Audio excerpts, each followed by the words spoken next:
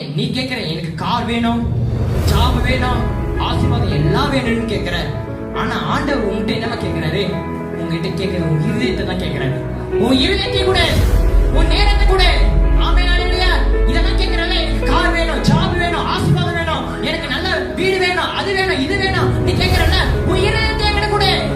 ஆமென் அல்லேலூயா. உன் நேரத்தை என்கிட்ட கூட. ஆமென் அல்லேலூயா. முதலாவது தேவனோட ராஜ்யத்தை நீ